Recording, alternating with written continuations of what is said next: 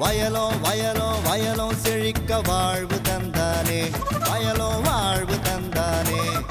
அட பொன்னா விளையோ பூமிக்கு நல்ல விவரம் தந்தானே, உழவனின் உறவா வந்தானே.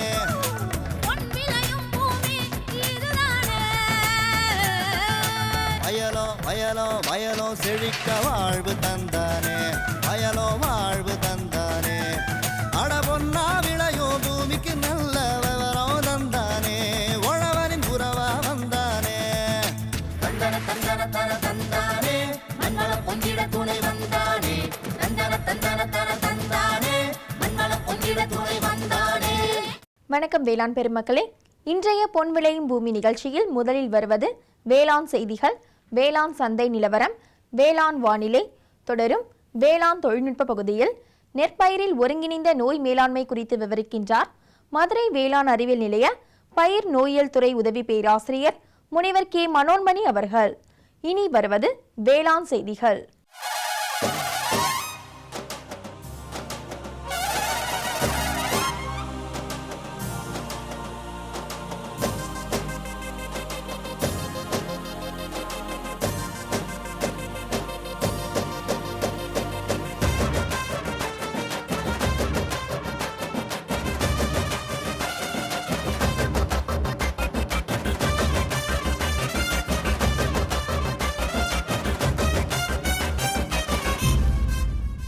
வணக்கம். வேளாண் செய்திகள். முதலில் வருவது மாத்தி யோசிச்சேங்க. வாழ்வாதார மேம்பாட்டு திட்டத்தின் மூலம் பயன்பெற்ற சிவகங்கை மாவட்டம் காரைக்குடி தாலுகா கீழ்பூங்குடி கிராம வேளாண்மையாளர் டி இந்திராணி தரும் செய்தி. வேளாண் ஆலோசனை நேரத்தில் தஞ்சாவூர், திருநெல்வேலி, திண்டுக்கல் மாவட்ட வேளாண்மையாளர்களுக்கான வேளாண் அறிவுரை. தொடர்ந்து வேளாண் சந்தையில் மதுரை, திருமங்கலம் உழவர் சந்தையில் காய்கறிகளின் இன்றைய விலை நிலவரம். வேளாண் வானிலையில் மேற்கு மண்டலத்திற்கான வேளாண் அறிவிக்கை, உழவர் மற்றும் மீனவர்களுக்கான வானிலை முன்னறிவிப்பு. விரிவான செய்திகள். மாத்தி யோசிச்சேங்க. வேளாண்மை துறையின் மூலம் மத்திய மாநில அரசுகள் இணைந்து நிதி உதவியுடன் ஒருங்கிணைந்த நீர்வழி பகுதி மேம்பாட்டு திட்டத்தின் மூலம் வேளாண்மையாளர்கள் பயன்பெறும் வகையில் பாசன கால்வாயினை சீரமைத்ததோடு மட்டுமின்றி உபத்தொழில் மூலம் வருவாயினை பெறும் நோக்கோடு வாழ்வாதார மேம்பாட்டு திட்டத்தின் மூலம் ஆடுகள் வளர்ப்பினை மேற்கொண்டு அதன் மூலம் அதிக வருவாயினை ஈட்டி தன் வாழ்வாதாரத்தினை உயர்த்தி கொண்ட சிவகங்கை மாவட்டம் காரைக்குடி தாலுகா கீழ்பூங்குடி கிராம வேளாண்மையாளர் டி இந்திராணி தனது அனுபவங்களை நம்மிடம் பகிர்ந்து கொண்ட போது,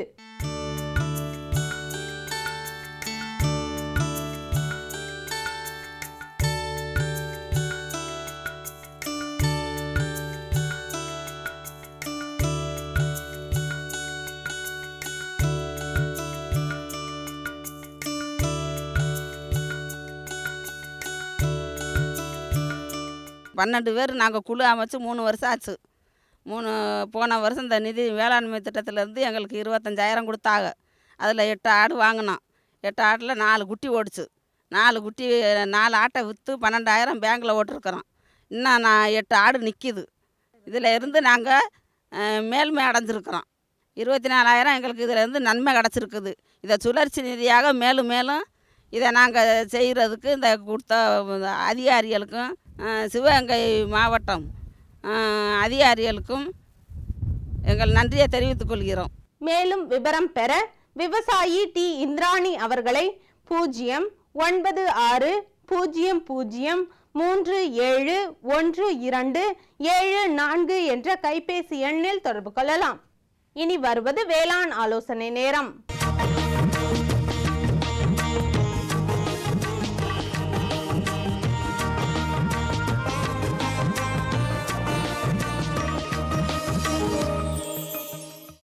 தஞ்சாவூர் மாவட்ட வேளாண்மையாளர்களுக்கான வேளாண் அறிவுரை.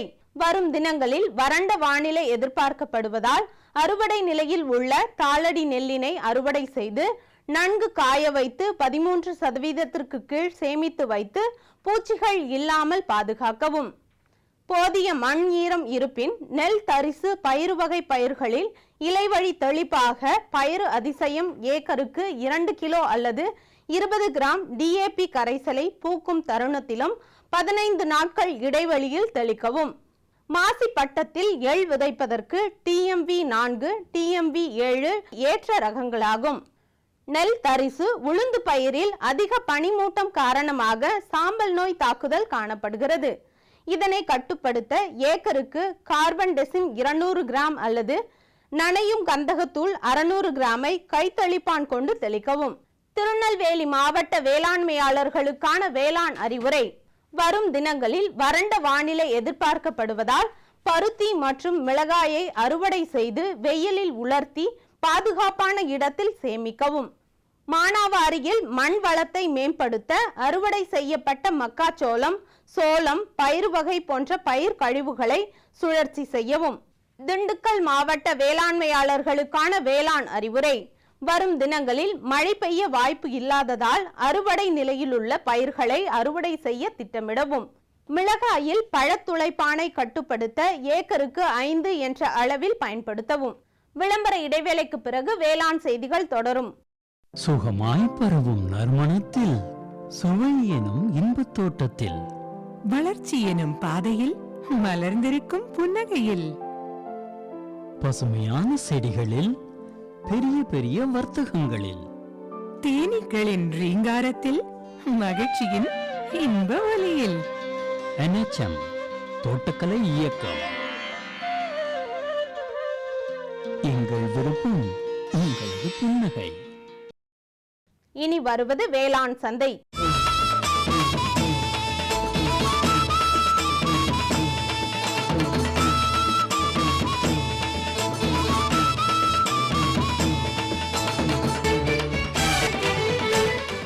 தொடரும் வேளாண் சந்தையில் மதுரை திருமங்கலம் உழவர் சந்தையில் காய்கறிகளின் இன்றைய விலை நிலவரம். கத்தரிக்காய் 1 கிலோ 18 ரூபாய்க்கும், வெண்டைக்காய் 1 கிலோ 12 ரூபாய்க்கும், அவரைக்காய் 1 கிலோ 20 ரூபாய்க்கும், சின்ன வெங்காயம் 1 கிலோ 18 ரூபாய்க்கும், பெரிய வெங்காயம் 1 கிலோ 16 ரூபாய்க்கும், பச்சை மிளகாய் 1 கிலோ 28 ரூபாய்க்கும், தக்காளி 1 கிலோ 10 ரூபாய்க்கும், இஞ்சி 1 கிலோ 50 ரூபாய்க்கும், கறிவேப்பிலை கட்டு 1 15 ரூபாய்க்கும், கொத்தமல்லி கட்டு 1 25 ரூபாய்க்கும், புதினா கட்டு 1 25 ரூபாய்க்கும் விற்பனை செய்யப்பட்டது. கன்னியாகுமரி மாவட்டம் தோவாளை மலர் சந்தையில் வணிக மலர்களின் இன்றைய விலை நிலவரம். கத்தரி ரோஸ் 20 பூக்கள் கொண்ட ஒரு பாக்கெட்டின் விலை 20 ரூபாய்க்கும், மல்லிகை 1 கிலோ 200 ரூபாய்க்கும், முல்லை 1 கிலோ 500 ரூபாய்க்கும், கனகாம்பரம் 1 கிலோ 300 ரூபாய்க்கும், செண்டுமல்லி 1 கிலோ 25 ரூபாய்க்கும், வாடாமல்லி 1 கிலோ 15 ரூபாய்க்கும், பட்டன் ரோஸ் 1 கிலோ 100 ரூபாய்க்கும், துளசி 1 கிலோ 20 ரூபாய்க்கும், சம்மங்கி 1 கிலோ 60 ரூபாய்க்கும், அரளி 1 கிலோ 200 ரூபாய்க்கும், சாமந்தி 1 கிலோ 100 ரூபாய்க்கும், காக்கடா 1 கிலோ 200 ரூபாய்க்கும், கோழிக்கொண்டை 1 கிலோ 20 ரூபாய்க்கும், விருச்சிப்பூ 1 கிலோ 100 ரூபாய்க்கும் விற்பனை செய்யப்பட்டது. இனி வருவது வேளாண் வானிலை.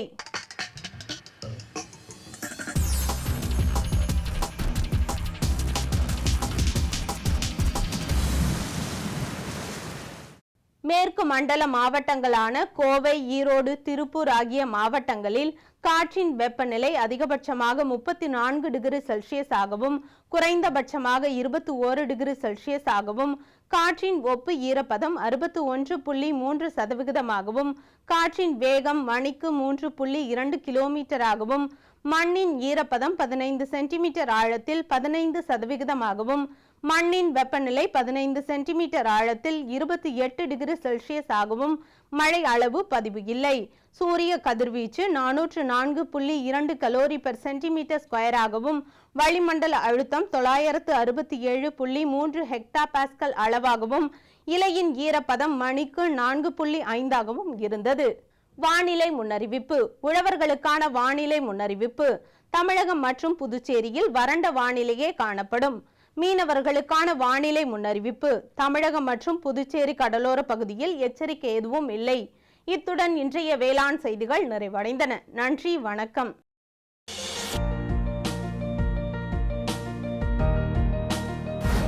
வேம்பு கலந்த யூரியா.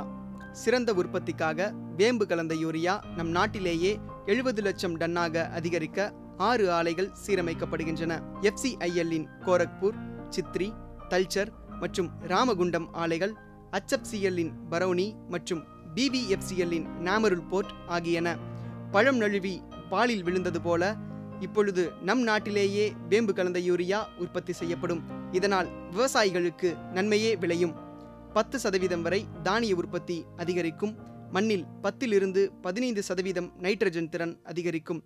சிறந்த உற்பத்திக்கு வேம்பு கலந்த யூரியா.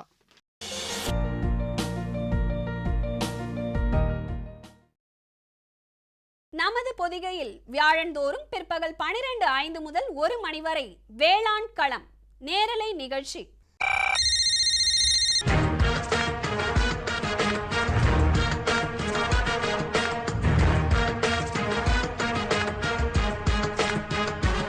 வேளாண்மையாளர்களுக்கான தொழில்நுட்ப தகவல்கள், புதிய வேளாண் முறைகள், மத்திய மாநில அரசுகளின் திட்டங்கள், வங்கிகளின் வேளாண் கடனுதவிகள், கால்நடை வளர்ப்போருக்கான புதிய தொழில்நுட்பங்கள், மீன்வள மேம்பாடு மற்றும் மீன் வகைகள், பருவநிலைக்கேற்ற வேளாண் ஆலோசனைகள், வேளாண், கால்நடை, மீன் வகை ஆகியவற்றை சந்தைப்படுத்த ஏற்ற தகவல்கள், இன்னும் எண்ணற்ற வேளாண் தேவைகளை வேளாண்மையாளர்கள் தொலைபேசி மற்றும் அலைபேசி வழியே அந்தந்த துறை வல்லுநர்களை நேரடியாக தொடர்பு கொண்டு விளக்கம் பெற்றிட பொதிகையின் இன்னொரு களம் வேளாண் களம் நேரலை நிகழ்ச்சி. வியாழந்தோறும் பிற்பகல் 12:05 முதல் 1 மணி வரை பங்கு கொள்ளுங்கள், பயன் பெறுங்கள். வேளாண் களம் நேரலை நிகழ்ச்சி.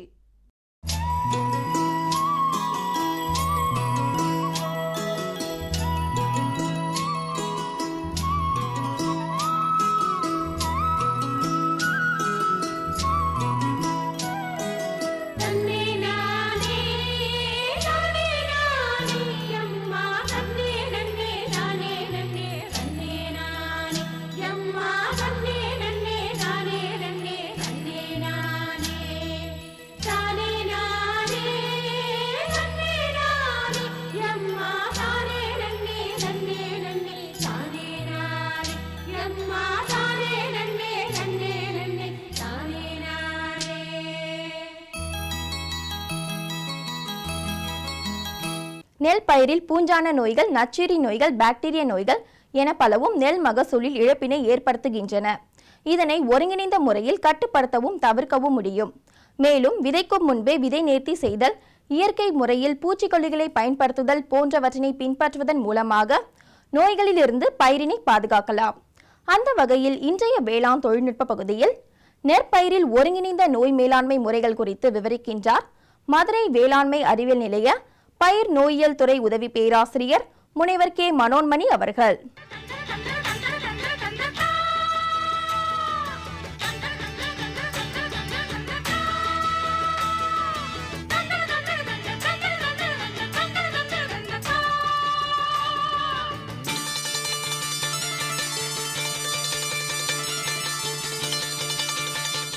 உங்களுக்கு நான் இப்பொழுது நெல்லில் தாக்கக்கூடிய நோய்கள் அதை பற்றியும் அதோட அறிகுறிகள், அது நோய் தாக்கக்கூடிய உகந்த சீதோஷ்ண நிலைகள் மற்றும் அதற்குரிய மேலாண்மை முறைகளை பற்றி இப்போ நான் உங்களுக்கு தெளிவாக சொல்கிறேன். நெல்லை பொறுத்த வரைக்கும் ஆரம்ப கட்டத்திலிருந்து அறுவடை செய்கிற வரைக்கும் ஒவ்வொரு பருவத்திலும் நம்ம மிகுந்த அக்கறையோடு மேலாண்மை முறைகளை கையாள வேண்டும். முக்கியமாக நெல்லை தாக்கக்கூடிய நோய்களில் பூசண வகை நோய்கள் அதிகமாக தாக்கும். பூசண வகை நோய்கள் அதிக மகசூல் இழப்பும் ஏற்படுத்தக்கூடிய நோய்கள். அப்போ அந்த பூசண வகை நோய்களுக்கும் சரி, மற்ற பாக்டீரியா நோய், நச்சுயிரி நோய்க்கும் சரி, எல்லா வகையான நோய்களுக்கும் எப்படியெல்லாம் நம்ம முன்னெச்சரிக்கை நடவடிக்கையாக நோய்களை தடுக்க முடியும் அப்படிங்கிறத முதல்ல பார்ப்போம். முன்னெச்சரிக்கை நடவடிக்கை அப்படிங்கிறத பார்க்கும்போது நெல் விதையிலேருந்து நம்ம ஆரம்பிக்கணும். நெல் விதையில் நெல் விதை நேர்த்தி செய்தல். நெல் விதை நேர்த்தி செய்கிறது நெல் விவசாயிகளுக்கு எல்லாருக்குமே ஒரு பழக்கமான விஷயந்தான். அதில் நெல் விதை நேர்த்தி அப்படிங்கும் போது நோய் பாதுகாப்புக்கு என்ன விதை நேர்த்தி செய்யணும் அப்படின்னா, சூடோமோனாஸ் ஃப்ளோரசன்ஸுங்கிற நுண்ணுயிர் பூஞ்சான கொல்லி இருக்குது, அதை வச்சு நம்ம விதை நேர்த்தி செய்யலாம். இல்லை ட்ரைகோடர்மா விரிடி அப்படிங்கிற ஒரு பூஞ்சான கொல்லி இருக்குது, இது ரெண்டையும் நீங்கள் பயன்படுத்தலாம். இதில் முக்கியமாக நம்ம விதை நேர்த்தி பண்ணுற முறை அப்படின்னா, 1 கிலோ விதை நெல் விதைக்கு 4 கிராம் இருந்தால் போதும். இந்த ட்ரைகோடர்மாவுக்கு 1 கிலோ விதைக்கு 10 கிராம் சூடோமோனாஸ் ஃப்ளோரசன்ஸ் தேவைப்படும். இந்த மாதிரி இருக்கக்கூடிய நுண்ணுயிர் பூஞ்சான கொல்லிகளை பயன்படுத்தினோம்னா நமக்கு வந்து ஆரம்ப காலத்தில் தாக்கக்கூடிய நோய்களை வந்து நம்ம கட்டுப்படுத்த முடியும் நெற்பயிரில். அடுத்து வந்து பார்த்திங்கன்னா முக்கியமாக இந்த விதைநேர்த்தி செய்கிறது மூலம் ஆரம்பத்தில் நாற்றாங்காலில் தோன்றக்கூடிய குலை நோயை வந்து நம்மளால் கட்டுப்படுத்த முடியும்.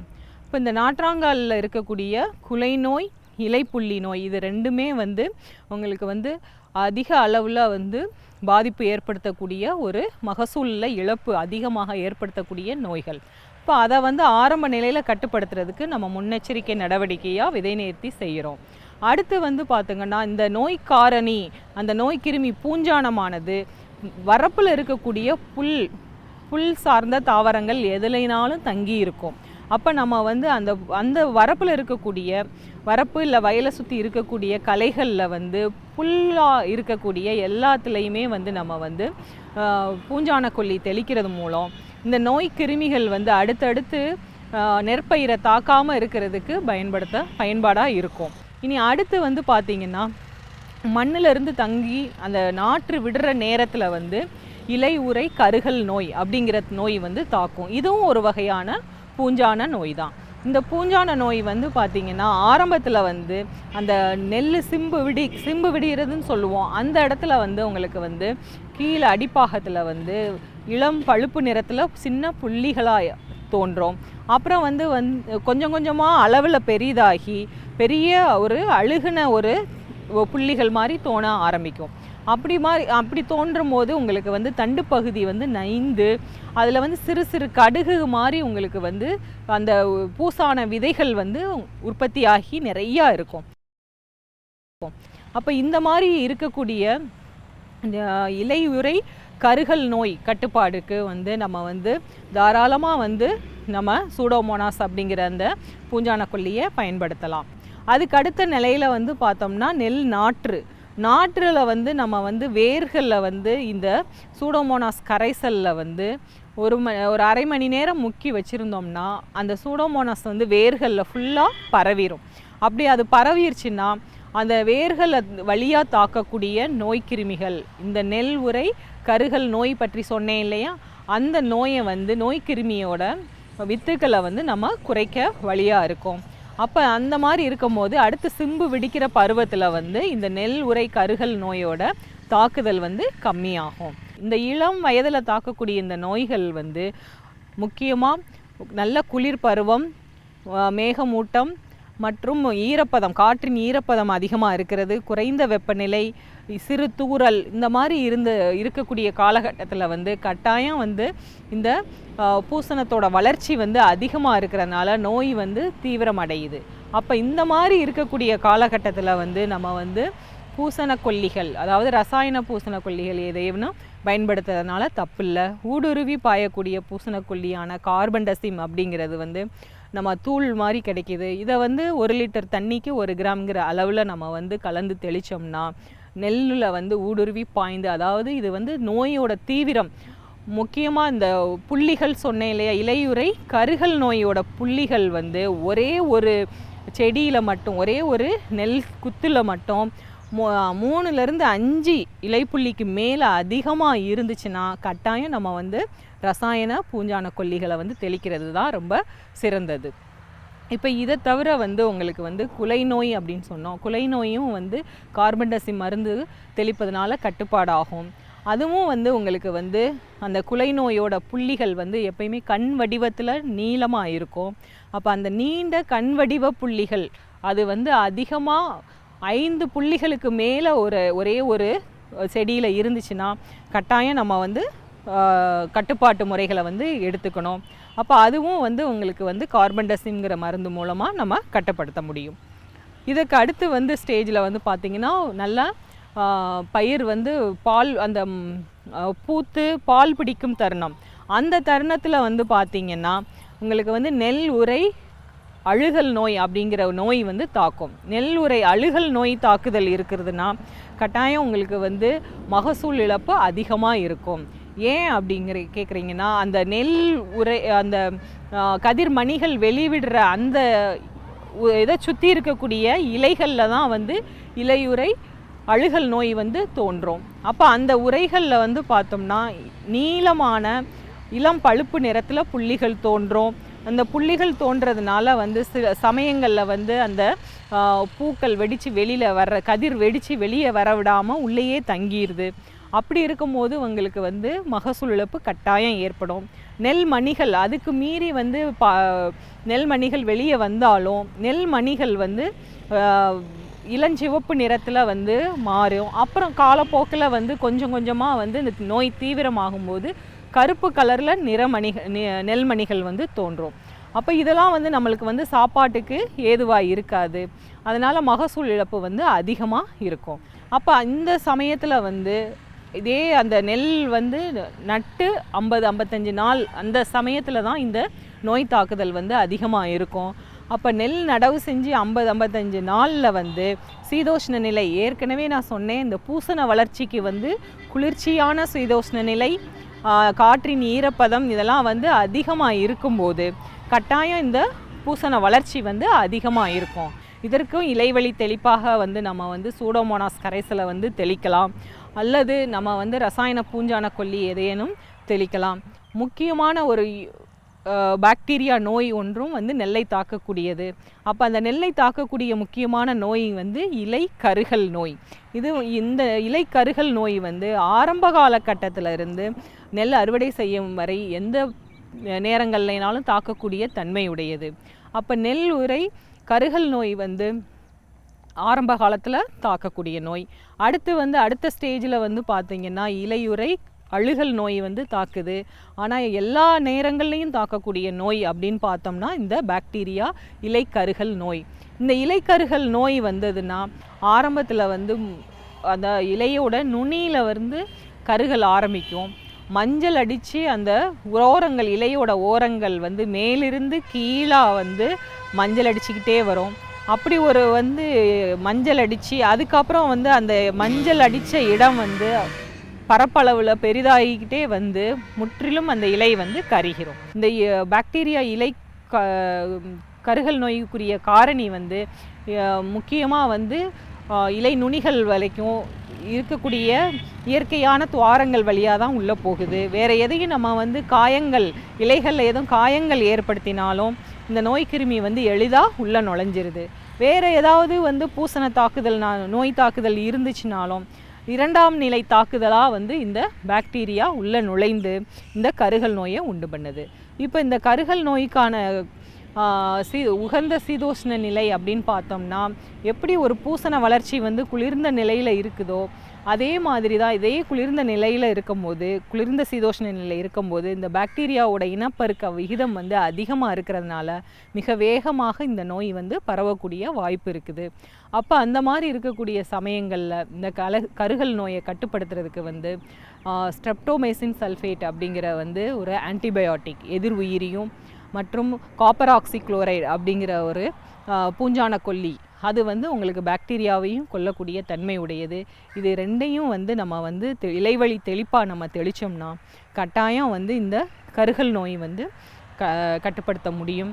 இதற்கு அடுத்தபடியாக வந்து முக்கியமாக அந்த கதிர் முற்றிய நிலையில் பார்க்கும்போது, அதாவது அறுவடைக்கு தயாராகிக்கிட்டு இருக்கிற நிலையில் வந்து நல்ல ஒரு மழை பெய்தது இல்லை நல்ல ஒரு குளிர்ச்சியான சீதோஷ்ண நிலை நிலவி இருந்ததுன்னா கட்டாயம் நெல்மணியில் வந்து நிறமாற்றங்கள் ஏற்படும். அப்போ நிறமாற்றம் ஏற்படுது அப்படின்னா உங்களுக்கு வந்து பூசண வளர்ச்சி சில நேரங்களில் வந்து கருப்பு நிறத்தில் இல்லைன்னா பச்சை நிறத்தில் பூசண வளர்ச்சி கூட தென்பட வாய்ப்பு இருக்குது. வெண்மை நிற பூசணங்களும் வந்து அதில் தோன்றதுக்கு வாய்ப்பு இருக்குது. இந்த மாதிரி பல்வேறு வகையான பூசணங்கள் வந்து அந்த நெல்மணியில் தங்கிறதுனால நிறமாற்றம் அடைஞ்சு அது வந்து சந்தைக்கு நம்ம எடுத்துகிட்டு போகும்போது சந்தைப்படுத்த முடியாமல் போய்விடும். மேலும் நம்ம இதை வந்து இந்த நெல்மணிகளை வந்து சேமிப்பு கிடங்குலையும் நீண்ட நாள் வைத்திருக்க முடியாது. இப்போ இதுதான் வந்து நெல்மணிகள் நிறமாற்றம் அடைகிறதுனால பல வகை பூசணங்கள் வந்து தோன்றி அந்த மகசூல் இழப்புக்கு காரணமாகுது. அப்போ இதெல்லாம் வந்து நம்ம வந்து இயற்கை வழியில் வந்து கட்டுப்படுத்தணும் அப்படின்னா ஆரம்பத்தில் இருந்து வரப்புகளில் இருக்கக்கூடிய புல்வகை தாவரங்கள் களைகளை வந்து நம்ம நீக்கிடணும். அதே போல் வந்து தண்ணீர் நல்ல ஒரு வாய்க்கால் பாசனம் அந்த மாதிரி இருக்கக்கூடிய தண்ணிகளில் அடுத்தடுத்து நோய் தாக்குதல் இருக்கக்கூடிய வயல்லிருந்து வராமல் பார்த்துக்கணும். நெல் விதை நேர்த்தி அது வந்து ரொம்ப முக்கியமான அம்சம். ஏன்னா ஆரம்ப காலத்திலேருந்து உங்களுக்கு வந்து இலைப்புள்ளி நோய்க்குரிய செம்பழுப்பு இலைப்புள்ளி நோய்க்குரிய நோய்க்கிருமி வந்து கட்டாயம் இலையில் தங்கியிருக்கும் நான் சொல்லியிருந்தேன். அப்போ அதெல்லாம் வந்து நம்ம கட்டுப்படுத்துறதுக்குன்னா விதை நேர்த்தி ரொம்ப முக்கியம். அப்புறம் வந்து ஒவ்வொரு தாவரத்துக்கும் ஒவ்வொரு ஸ்டேஜில் வந்து ஒரு நோய் தாக்குதல் இருக்குன்னா அந்த நோய் தாக்கும்போது இருக்கக்கூடிய பருவநிலையை பொறுத்து நம்மளோட நோய் மேலாண்மை முறைகளை வந்து நம்ம அனுபவ அறிவு மூலமாக அதோட தீவிரத்தை உணர்ந்து நம்ம வந்து பரிந்துரை செய்யப்பட்ட அளவில் வந்து பூஞ்சான கொல்லிகளை பயன்படுத்துறது மூலமாக வந்து மகசூல் இழப்பை வந்து தவிர்க்க முடியும். மேலும் விவரம் பெற முனைவர் கே மனோன்மணி அவர்களை 0422222955 மேலும் 24222956 என்ற தொலைபேசி எண்களில் தொடர்பு கொள்ளலாம். இந்தாங்க வேற ஏதாவது போதும். அட இது என்னப்பா இவ்வளவு குறைவா ரசாயனம் வருமா? விவசாயத்தை விட போறீங்களா? விவசாயத்தை இல்ல அறியாமைய விடுறேன். மண் பரிசோதனை செஞ்சேன். இனிமே அண்ணே எத்தனை அவசியமோ அத்தனை உரம் தான் நிலத்துல போடுவேன். ஆமா விவசாய சகோதரர்களே, இன்றே உங்கள் மாவட்டத்தின் அருகில் உள்ள மண் பரிசோதனை கூடத்தில் உங்கள் மண்ணை பரிசோதியுங்கள். மண் சத்து, ஈரப்பதம், செடி வளர்ச்சியை சரிபார்த்து அவசியத்திற்கு ஏற்றவாறு மட்டுமே சத்துக்களை போடுங்கள். மேலும் சல்பர், ஜிங்க் மற்றும் போரான் போன்ற நுண்சத்துக்களையும் சரிபார்க்க மறவாதீர்கள். ரசாயன உரம் மற்றும் ஆர்கானிக் உரத்தை சரியான முறையில் பயன்படுத்தி நில வளத்தை பராமரியுங்கள். உற்பத்தியை பெருக்குங்கள், செலவை குறையுங்கள், அந்நிய செலாவணியை சேமிக்க உதவிடுங்கள். கூடவே மெதுவான வேகத்தில் நைட்ரஜனை அளிக்கும் உரங்கள், அதாவது வேம்பு தடவிய யூரியா போன்றவற்றை பயன்படுத்துங்கள். யூரியாவை இலைகளின் மேல் தெளியுங்கள். ஆஹா, நீ நெசமாவே புத்திசாலி ஆயிட்டப்பா. மேலும் விவரங்களுக்கு தொடர்பு கொள்ளவும் மாவட்ட வேளாண் அதிகாரி அல்லது விவசாயி கால் சென்டரை. 9/3/2016 புதன்கிழமை அன்று பொன் விளையும் பூமி நிகழ்ச்சியில்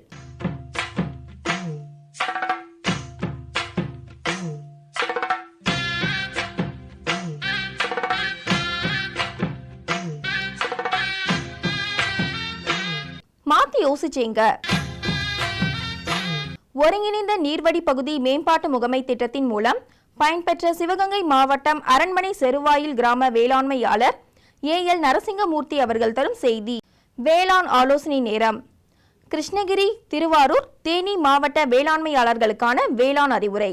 வேளாண் தொழில்நுட்ப பகுதியில் திருந்திய நெல் சாகுபடி முறை பற்றிய தொழில்நுட்பங்கள் குறித்து மதுரை வேளாண்மை அறிவியல் நிலைய திட்ட ஒருங்கிணைப்பாளர் முனைவர் ஆர் வீரபுத்திரன் அவர்கள் தரும் விளக்கம் ஆகியன இடம்பெறும். நேயர்களே, இன்றைய நிகழ்ச்சியில் இடம்பெற்ற அனைத்து பகுதிகளும் உங்களுக்கு மிகவும் பயனுள்ளதாக அமையும் என்று நம்புகின்றோம்.